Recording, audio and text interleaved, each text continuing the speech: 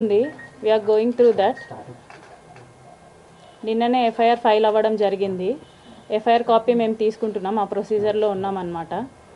So NHRC వాళ్ళ నుంచి కూడా ఒక పాజిటివ్ రివ్యూ అయితే వచ్చింది, దాన్ని కూడా ఫాలో అప్ చేస్తున్నాం. ఉమెన్ కమిషన్కి కూడా విజయవాడకి వెళ్తున్నాం వితిన్ 2 daysలో. సో దీని మీద ఏమైనా క్వశ్చన్స్ ఉంటే యూ కెన్ ఆస్క్. ఇంకా చెప్పండి. మధ్యకాలంలో వచ్చిన క్వశ్చన్స్ అన్ని మీరు ఏం సమాధానం? 25 కోట్లు ప్రెగ్నెన్సీ అండ్ ఇంకొకటి 25 కోట్లు అనేది నేను అడగలేదండి. Let's be clear with this. 25 కోట్లు అనేది నేను అడగలేదు. ఆ వాయిస్ నాది కాదు. ఆ 29 seconds వాయిస్ నేను మాట్లాడలేదు. సో ఆ డివైస్ ఎవరితో మాట్లాడాను, ఏమని మాట్లాడాను అని ఫస్ట్ లాస్ట్ కాన్వర్జేషన్ మాకు ఇస్తే మేము దాన్ని డివైస్ చెక్ చేయిస్తాము. నేనైతే ఆ మాటలు మాట్లాడలేదు. అండ్ ఇంకొకటి 5 times అబోర్షన్ అనేది అది మెడికల్ చెక్ జరుగుతుంది. ఎలాగో ఎఫ్ఐఆర్ ఫైల్ అయింది కాబట్టి నన్ను కూడా ఎంక్వైరీకి పిలుస్తారు. సో అది మెడికల్ చెక్ జరిగిన తర్వాత డాక్టర్సే కంక్లూడ్ చేస్తారు.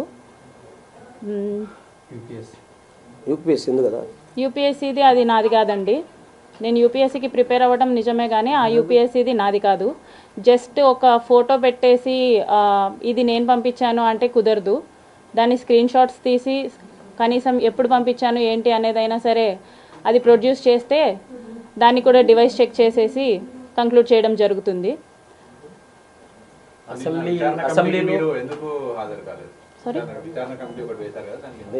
నాకు ఎటువంటి ఇన్ఫర్మేషన్ లేదండి. విచారణ కమిటీకి రమ్మని చెప్పి జనసేన పార్టీ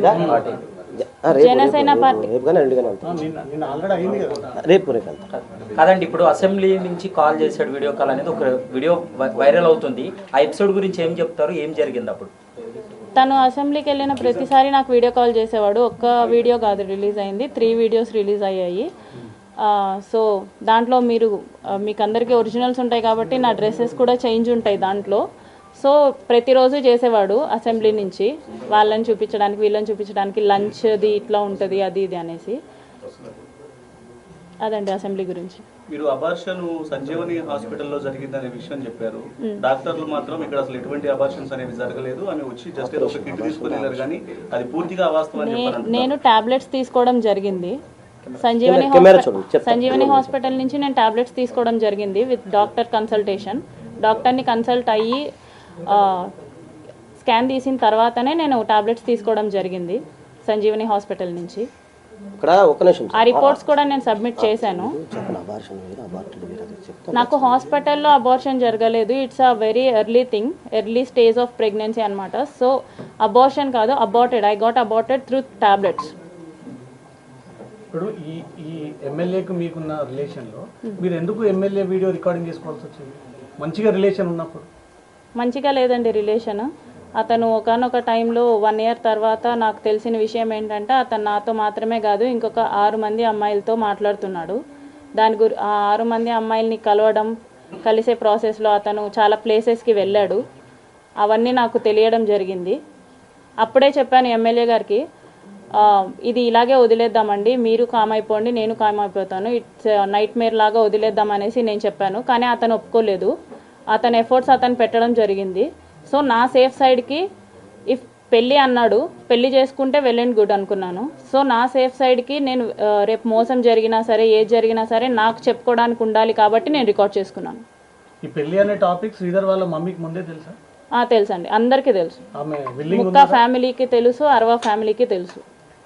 ఇప్పుడు దే ఆర్ నాట్ విల్లింగ్ అండి. కాదండి, ఇద్దరు పెళ్లి చేసుకోవాలనుకున్నప్పుడు మీ ఇద్దరి మధ్య ఎందుకు క్లాషెస్ వచ్చింది, ఎందుకు గొడవ తలెత్తింది, ఎందుకు విడిపోవాలనుకున్నాడు? దాని కారణాలు ఏమైనా? విడిపోయింది అతనండి, నాకు తెలియదు, ఇప్పటికీ రీజన్ తెలియదు నాకు. నేను అదే అడుగుతున్నాను. ఆల్ ఆఫ్ సడన్గా ఫోన్ స్విచ్ ఆఫ్ చేసేసి మాట్లాడకుండా మానేసింది అతను. దానికి రీజనే నేను అడుగుతున్నాను, అతనే చెప్పాలి. అంటే ఇప్పుడు మీరే చెప్పారు కదా మనం విడిపోదామని చెప్పి అన్నారు కదా, మరి అతనే విడిపోయా అంటే మీకు ప్లస్ పాయింటే కదా అయ్యింది.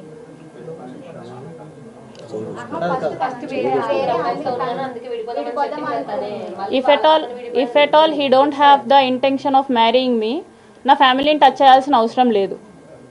వన్స్ ఈ 6 monthsలో అతను చాలా చేశాడు. నేను 1 year తర్వాత ఆ అమ్మాయిల గురించి తెలిసినప్పుడు నేను విడిపోదాం అనుకున్నప్పుడు నా ఫ్యామిలీని ఇన్వాల్వ్ చేయలేదు అతను. సో నా ఫ్యామిలీ జోలికి కూడా రాలేదు. మా హస్బెండ్తో మాట్లాడడం ఎలాంటివి జరగలేదన్నమాట. సో ఆఫ్టర్ ఈ 6 monthsలో మా బ్రదర్తో మాట్లాడడం, మా హస్బెండ్తో మాట్లాడడం, మా హస్బెండ్ వాళ్ళ అక్కతో మాట్లాడడం, ఇవన్నీ చేశాడు. So if at all he don't have any intention of marrying me, నా ఫ్యామిలీని టచ్ చేసి ఉండేది కాదు. అంటే మీ ఎంటైర్ ఇష్యూలో ముక్క రూపానందరెడ్డి ఇన్వాల్వ్